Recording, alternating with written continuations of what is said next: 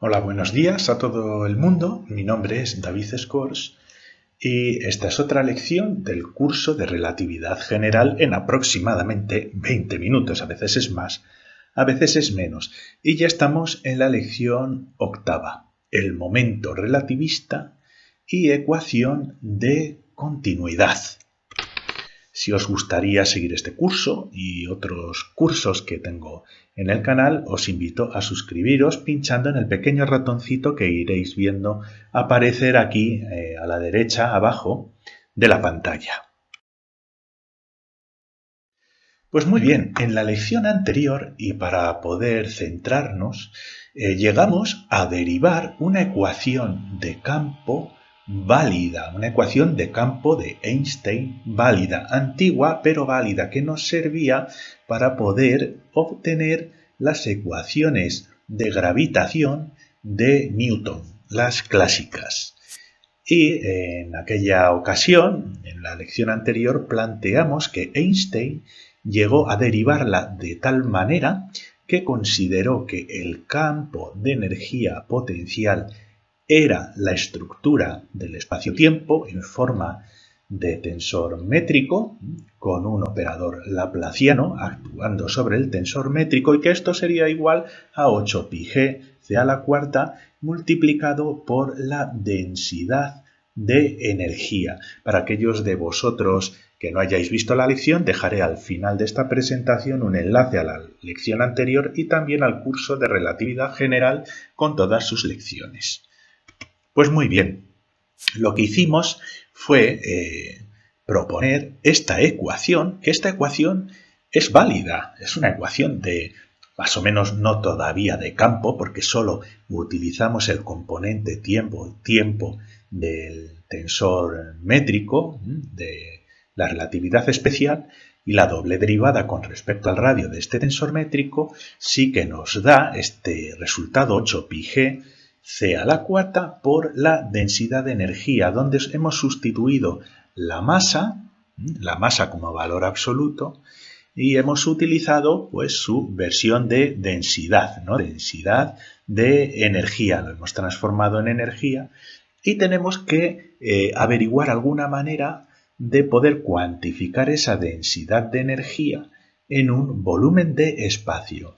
Entonces, Einstein se dedicó primeramente a resolver la parte derecha de la ecuación, que es pues la parte más fácil. Así que nosotros vamos a seguir ese proceso. Esta de aquí es la densidad de energía-masa.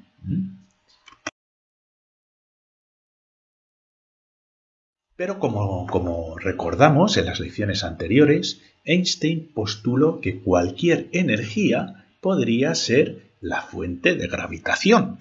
Entonces, en esa fórmula que introducimos la energía masa de un planeta o de lo que sea, utilizando la fórmula E es igual a mc cuadrado, solo que reemplazamos la masa por energía dividido c cuadrado y después tenemos que averiguar alguna manera de proporcionar esta energía como densidad para introducirla en la ecuación anterior. También postulamos la posibilidad de introducir la energía cinética por el movimiento de desplazamiento de los objetos, como mc cuadrado dividido entre 2, como una fuente de gravitación.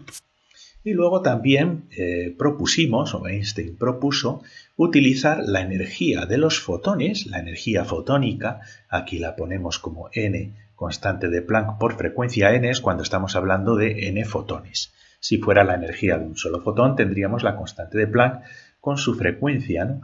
Pues esta energía también podría generar un campo gravitatorio. Entonces Einstein se encontró con la dificultad, que él ya tenía una buena idea de cómo hacerlo, ¿no? De cómo reunir todas estas energías y las masas, energías cinéticas o energías de otro estilo, para poder introducirla en la ecuación de campo que hemos visto anteriormente.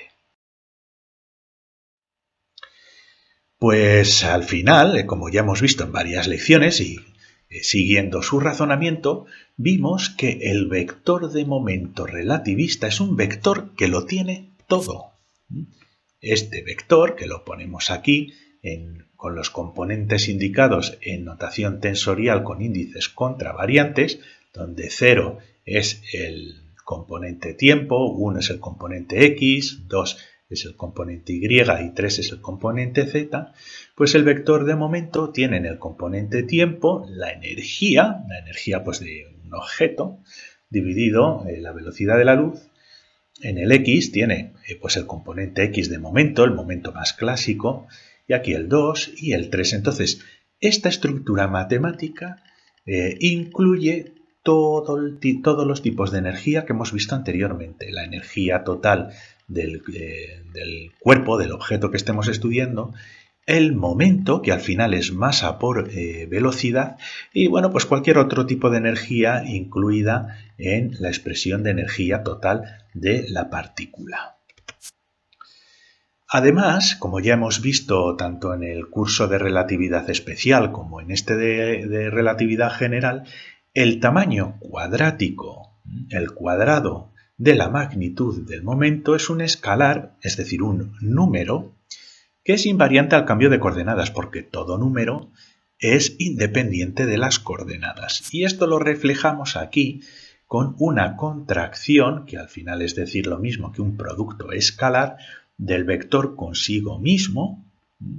Y como ya sabéis, pues esto es igual a la masa al cuadrado multiplicando los vectores velocidad relativista, también en contracción. Esta contracción de índices es un producto escalar y nos va a dar un número. Y como ya hemos hablado en otras ocasiones, el producto escalar del vector de velocidad relativista siempre da el mismo resultado, menos c cuadrado.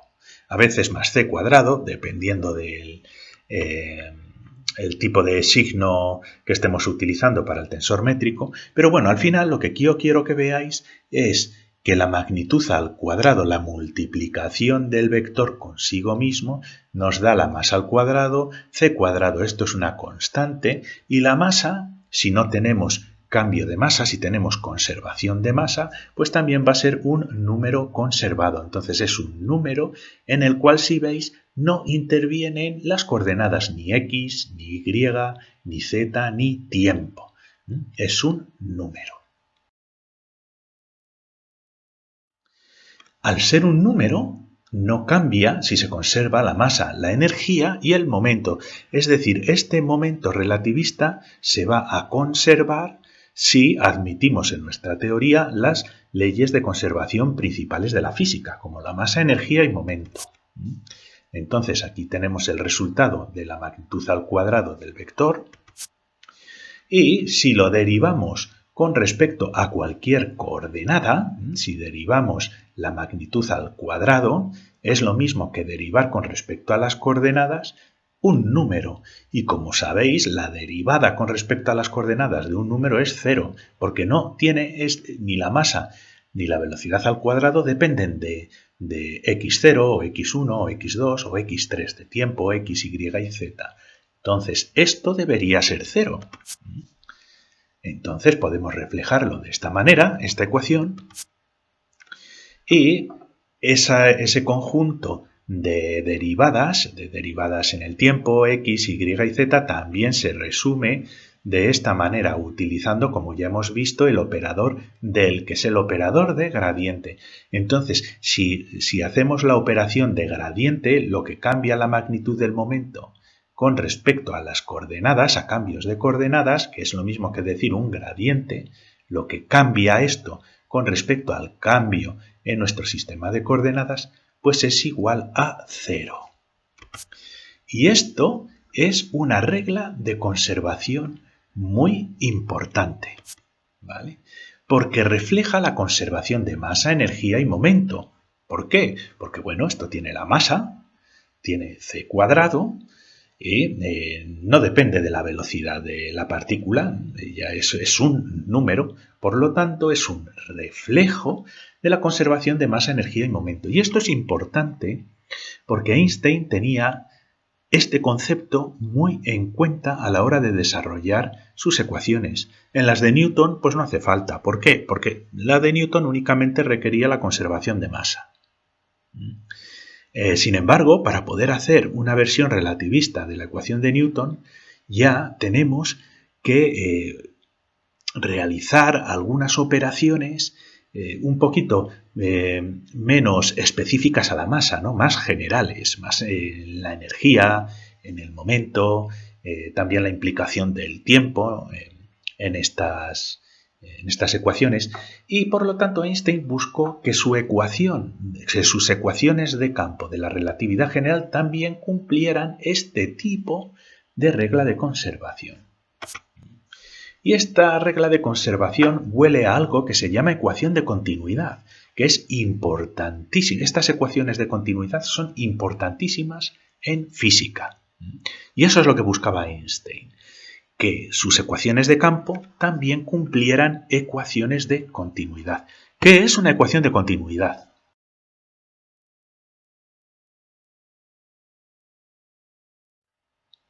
Muy bien, pues vamos a poner un ejemplo de la electrodinámica, porque es lo más fácil, ¿no? Y tenemos aquí, pues, un cubo de espacio, x, y y z, tenemos la coordenada x, y y z, y establecemos un volumen de espacio, donde tenemos aquí dentro cargas, pueden ser electrones, o pues una carga que le da, pues, una cierta densidad de carga a este espacio, ¿vale? ¿Y cómo calculamos la densidad de carga? Pues dividiendo la carga total, Q, entre el volumen que tenemos aquí. Y esta es la densidad de carga, ¿vale? También podemos establecer que estas cargas pues no se quedan quietas, sino que hay una corriente en los ejes X, Y y Z. ¿Y cómo reflejamos esto? Pues con un vector que se llama vector de corriente, o la corriente, que es el J, y tenemos un flujo de cargas que se escapan o que entran en el eje X, otro flujo de carga que entra o se va en el eje Y, y otro flujo de cargas que pueden salir o entrar en el eje Z, ¿de acuerdo? Y de esta manera tenemos unos flujos de carga en cada coordenada. La corriente, vamos, por cuestión de ejemplo, pues las cargas pueden entrar también, ¿no? Pero vamos a establecer que se van a escapar a través de los ejes X y Y, siguiendo pues un flujo de carga, pues tanta carga por tiempo. Y este flujo de corriente, la cantidad de corriente que se está escapando, la podemos estimar mediante un intervalo, en este caso pongo diferenciales, lo que cambia la corriente del eje de X con respecto al cambio en el eje de las X. Esto es el cambio de corriente en el eje de las X, el cambio de corriente en el eje de las Y y el cambio de corriente en el eje de las Z. Y por lo tanto, pues tenemos un flujo de corriente, un gradiente de corriente que se nos escapa por el eje de las X y que se nos escapa por el del eje de las Y y también en el eje de las Z. Entonces, ¿qué sucede? Que ahora tenemos menos carga en este volumen. Nos disminuye la densidad de carga con el tiempo. ¿De acuerdo? La cantidad de carga total que se nos escapa por las coordenadas X, Y y Z se calcula de nuevo como un gradiente del vector de flujo de carga en cada una de las coordenadas. M va de 1 a 3 o de X a Z, XY y Z. Entonces, esto es lo que cambia, lo que se nos escapa, la carga total. Y por ley de conservación, al escapar la carga de las paredes, la densidad decrece con el tiempo, por pura ley de conservación. Entonces tenemos una cantidad de carga que se nos ha escapado de tal manera que se nos cambia la densidad con el tiempo. Aquí le pongo signo negativo para indicar que la densidad, el cambio de densidad con el tiempo disminuye. Y esto hace que lo que ha disminuido de densidad de carga en este volumen tiene que ser igual a la carga que se ha escapado, que está reflejada por este gradiente en las coordenadas x, y y z. ¿Vale? El cambio en densidad debe equivaler a la carga escapada. Esto tiene que ser igual a esto.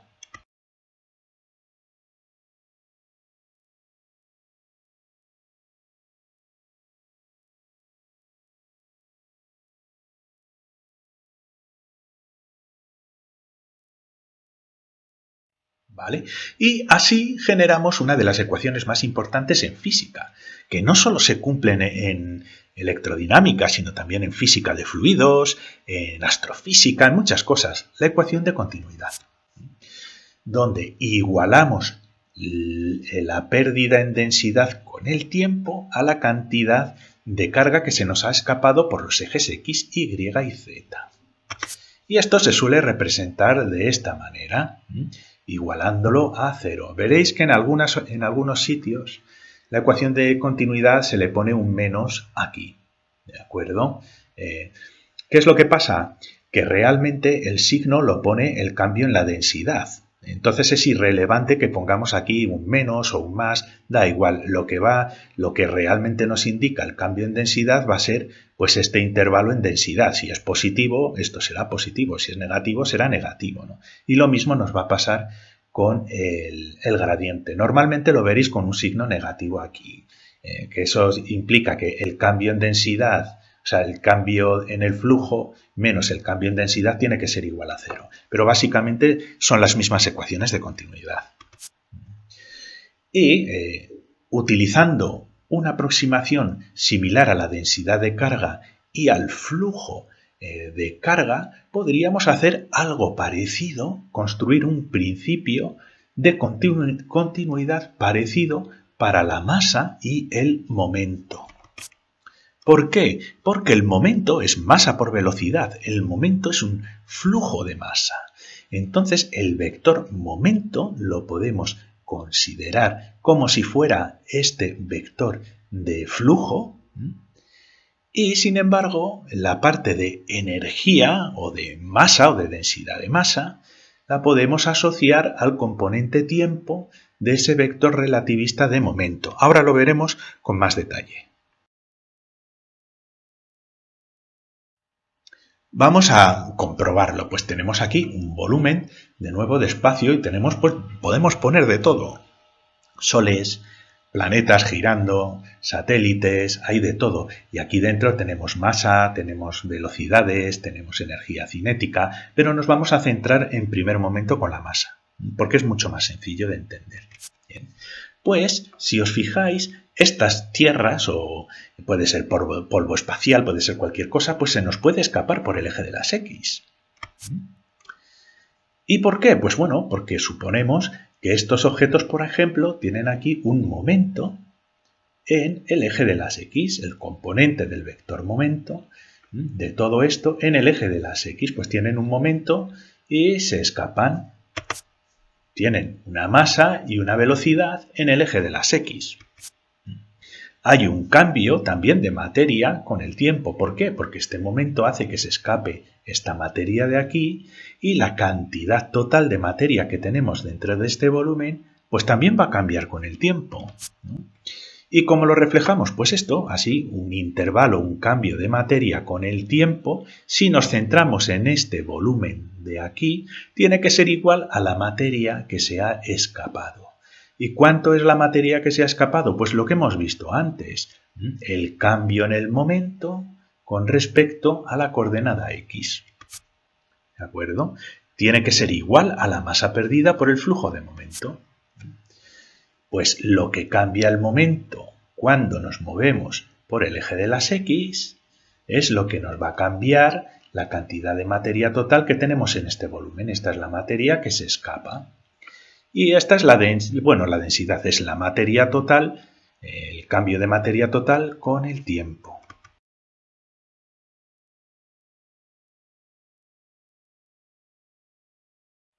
Y podríamos escribir una ecuación de continuidad, pues como hemos visto antes, donde igualamos el cambio en materia con el tiempo. Si veis, aquí ya no he puesto el negativo, puede ser positivo, podemos ganar materia también. Tiene que ser igual al flujo de momento que se nos está escapando, en este caso por el eje de las X. Esto, como antes, lo podemos generalizar y tener el flujo de momento de la materia asociada al momento que se nos escapa en el eje de las X, y también sumarle lo que se nos escapa o lo que ganamos en el eje de las Y y los de la Z. Y como bien sabéis, todo esto de aquí vuelve a ser un gradiente sobre los componentes espaciales del momento. ¿Vale? Y lo podemos reflejar de esta manera. Una derivada de los componentes m del momento con respecto a la coordenada m. Si m es igual a 1 sería x, si m es igual a 2, x2 sería y, este sería el componente y del momento. Bueno, ya lo hemos visto múltiples veces. Y recordemos asimismo que esta masa la podemos expresar como energía total. También podríamos generalizar esta expresión, en vez de masa, pues energía. Podemos hacer una transformación, tendríamos que poner aquí una C también que nos aparece, etcétera, etcétera, que es muy importante esa C, no voy a hablar de ello por el momento, pero es muy importante una C que nos aparece con esta derivación sobre el tiempo, pero lo vamos a hacer simplificadamente de esta manera, ¿no? El cambio de energía con respecto al tiempo, dividido C, es igual al gradiente en las coordenadas de los componentes del momento en los componentes en las coordenadas espaciales. ¿De acuerdo? El tiempo lo podemos expresar en notación tensorial como x0 y de esta manera podríamos volver a reescribir esa ecuación con un menos la derivada con respecto al tiempo de la energía más la derivada de los componentes de momento con respecto a las coordenadas espaciales 1, 2 y 3. Y fijaos, x0, x1, x2, x3, esto de aquí que veis aquí, con este menos que hay puesto por delante, y si pusiéramos aquí una C sería incluso algo más importante, la energía es el componente tiempo del vector relativista de momento, lo podemos poner aquí, y toda esta ecuación la podemos resolver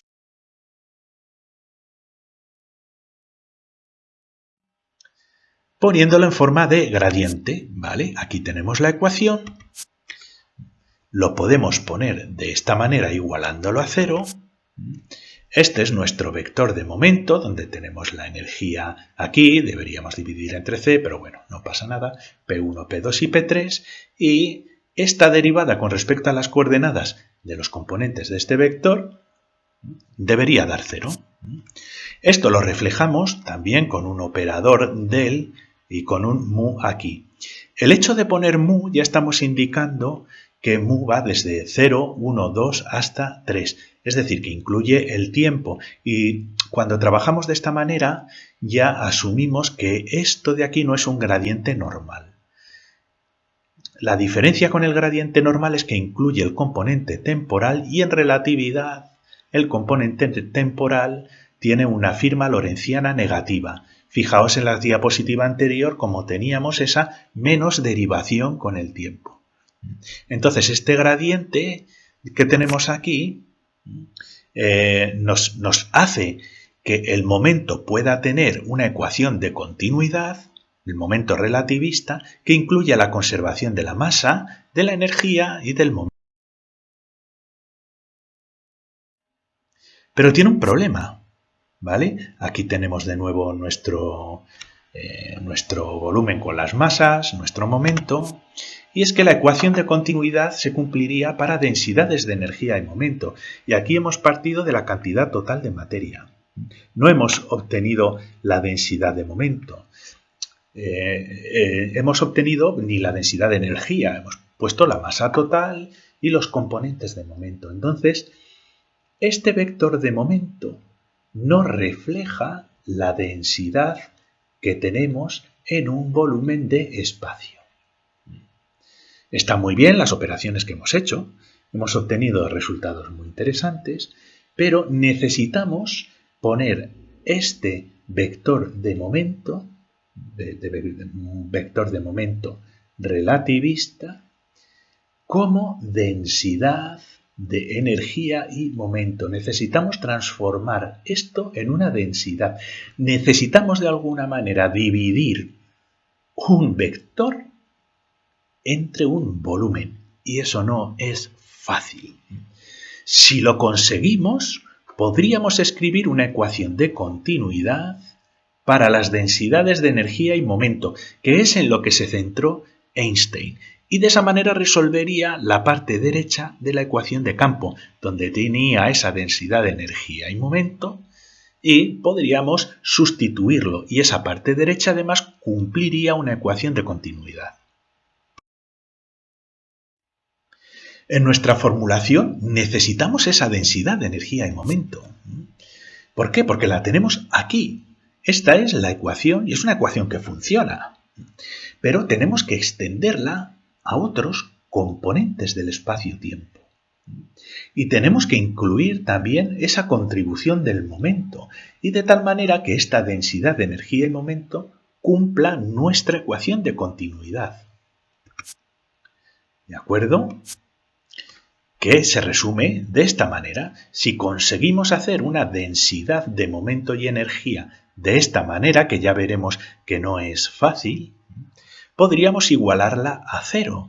Y esta relación nos va a ser muy útil para poder estudiar, para poder resolver la parte izquierda de la ecuación. Porque si la ecuación de continuidad cumple para la derecha, también tiene que cumplir para la izquierda de la ecuación. Y aquí lo que os quería comentar antes, este de aquí es el operador del relativista. Ponemos el mu aquí y ya al ver un operador de gradiente relativista de esta manera, sabemos que tenemos una ecuación de este estilo, donde el componente tiempo del gradiente es una derivación con respecto al tiempo x0 con un signo negativo y con una c aquí delante, y el resto del gradiente en las coordenadas x, y y z, pues es el normal de toda la vida. Y esta es una gran diferencia, y en relatividad, cuando hablamos de gradiente, hablamos de este tipo de operaciones, que también se va a cumplir con el operador laplaciano. Conclusiones. Para continuar y poder resolver las ecuaciones de campo de Einstein, para poder saber qué estructura tienen en la realidad, necesitamos calcular una densidad del vector de energía y momento. Y densidades de vectores solo se pueden resolver con la geometría diferencial que Einstein tuvo que aprender en sus 10 años de trabajo desde la relatividad especial hasta la general. Esta densidad tiene que cumplir una ecuación de continuidad, porque nos asegura que nuestra ecuación va a cumplir la conservación de la masa, de la energía y del momento, unificando a una teoría con las 3 leyes de conservación más importantes. Y requiere matemáticas diferentes, como ya he dicho por aquí, ¿no? Requiere que comencemos a estudiar geometría diferencial. Muchísimas gracias por vuestra atención. En la siguiente lección vamos a comenzar a abordar esa resolución de la densidad de materia, de energía y de momento. Os dejo el enlace a la lección anterior, también os dejo el enlace al curso de relatividad general para que tengáis un acceso fácil a todas las lecciones, y si os interesa recibir notificaciones cada vez que suba una de las lecciones, suscribíos al canal. Muchísimas gracias y hasta la próxima.